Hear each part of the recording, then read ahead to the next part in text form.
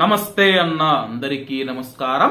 భారతదేశం చమురు చూసుకుంటే చమురు నిల్వలు లేకపోవడంతో ఇతర దేశాల నుంచి, గల్ఫ్ దేశాల నుంచి కానీ, రష్యా నుంచి కానీ దిగుమతి చేసుకోవాల్సి వస్తుంది. దిగుమతి చేసుకున్నప్పుడు వాళ్ళు పెడుతూ ఉన్న ఆంక్షలు గాని, షరతులను కానీ భారత ప్రభుత్వం, భారతదేశం అంగీకరించాల్సి వస్తుంది. ముఖ్యంగా గల్ఫ్ దేశాలలో మనం చూసుకుంటే మా దగ్గర చమురు ఉత్పత్తి తగ్గిందని చెప్పి, అలాగే కొద్దిగా ధర ఎక్కువగా పెంచుతూ ఉన్నామని చెప్పి భారతదేశాన్ని దోచుకుంటూ ఉన్నారు. కేవలం చమురుతోనే వాళ్ళు భారతదేశాన్ని దోచుకుంటూ ఉన్నారు. మరి ఇక్కడ ముఖ్యమైన విషయం ఏంటంటే 2022వ సంవత్సరంలో కేంద్ర కేబినెట్ జరిగినప్పుడు భారతదేశంలో సహజ వనరులు ఎక్కడెక్కడ ఉన్నాయని చెప్పి గుర్తించాలని చెప్పి ఒక టీంను, కమిటీని ఏర్పాటు చేసి భారతదేశ వ్యాప్తంగా వాళ్ళు పరిశోధనలు ప్రారంభించడం జరిగింది. పరిశోధనలు చేసినప్పుడు అండమాన్ నికోబార్ దీవుల్లో మనం చూసుకుంటే చమురు నిల్వలు ఉన్నట్లు, చమురు నిక్షేపాలు ఉన్నట్లు గుర్తించడం జరిగింది.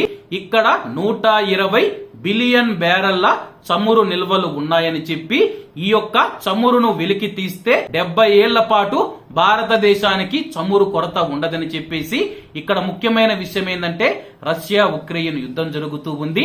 అలాగే మిడిల్ ఈస్ట్ లో మనం చూసుకుంటే హమాస్ మరియు అలాగే ఇజ్రాయెల్ మధ్య యుద్ధం జరుగుతూ ఉంది. ఈ యుద్ధాల పేరిట చమురు డిమాండ్ పెరిగిందని చెప్పి చమురు ధరలు అమాంతం పెంచుతూ ఉన్నారు. దీంతో భారతదేశ ప్రజలపైన భారం పడుతూ ఉంది. అలాగే మే నుంచి ఇక్కడ డ్రిల్లింగ్ పనులు చేపట్టి చమురు నిక్షేపాలను, చమురు నిల్వలను బయటికి తీస్తామని చెప్పి వార్తలు వస్తూ ఉన్నాయి. అలాగే భారత ప్రభుత్వం దీని గురించి అధికారికంగా ప్రకటించాల్సి ఉంది. భారత ప్రభుత్వం అధికారికంగా ప్రకటిస్తే గల్ఫ్ దేశాలకు మరియు విదేశాలకు భారతదేశం చెక్ పెట్టవచ్చు. ఎందుకంటే చమురు ఎక్కువగా మనం కావాల్సి వస్తుంది కాబట్టి వాళ్ళు పెట్టిన ఆంక్షలు గాని, అలాగే ధరలు పెంచినప్పుడు వాళ్ళు చెప్పిన వాటికి ఒప్పుకొనైతే మనము చమురు కొనుగోలు చేస్తూ ఉన్నాము. ఒకవేళ ఇదే నిజమైతే చమురు దేశాల పైన ఆధారపడి జీవిస్తూ ఉన్న గల్ఫ్ దేశాలకు పెద్ద ఎదురు దెబ్బని చెప్పవచ్చు. ఎందుకంటే గల్ఫ్ దేశాలకు భారతదేశం అతిపెద్ద మార్కెట్ కాబట్టి భారతదేశం ప్రస్తుతం చమురు నిల్వలను ఉపయోగించుకొని గల్ఫ్ దేశాల దగ్గర కొనకుండా ఉంటే కానీ వాళ్లకు పెద్ద దెబ్బ తగులుతూ ఉంది. దాదాపు 70% వాళ్ళ యొక్క మార్కెట్ డౌన్ అయ్యే అవకాశం ఉందని చెప్పి మార్కెట్ నిపుణులు తెలుపుతూ ఉన్నారు.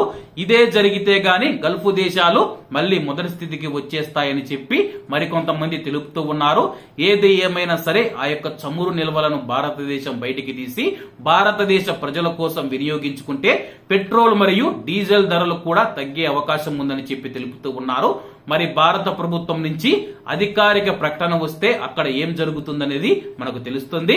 కాబట్టి అందరూ బాగుండాలి, ఎందులో మనం ఉండాలి. అందరికీ నమస్తే అన్న, జై హింద్.